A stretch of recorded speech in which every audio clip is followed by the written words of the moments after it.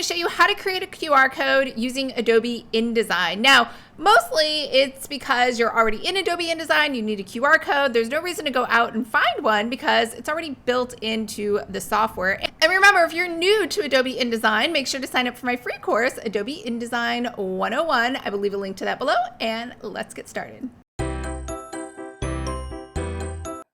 All right, so this is a postcard that Molly and I were going to give out in person. So it just has our little Cozy Club Getaway logo at the top, a little scan me sign, and then here's us pointing to something. There's nothing there, so I went and generated a QR code. So inside of Adobe InDesign, I'm just gonna go over here to Object and Generate QR Code. Yep. It's just that easy. So I am going to go ahead and change this to pink, because that kind of goes with our theme.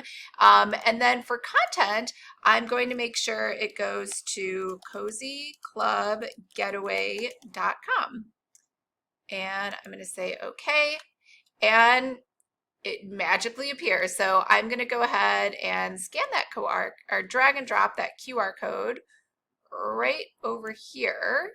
So it's right there in the center. So now the two of us are pointing to the QR code. So that's all you have to do. Now remember, if you have like a different color that you want to use instead, you can go ahead and right click on this and say edit QR code, and then you can change that color over here to blue, and I can say okay. And now it's blue instead of pink.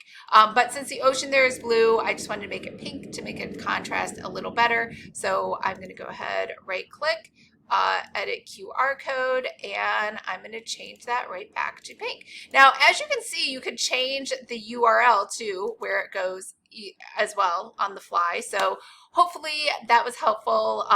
Remember, if you would like to create QR art, you want to go over to my tutorial in Canva.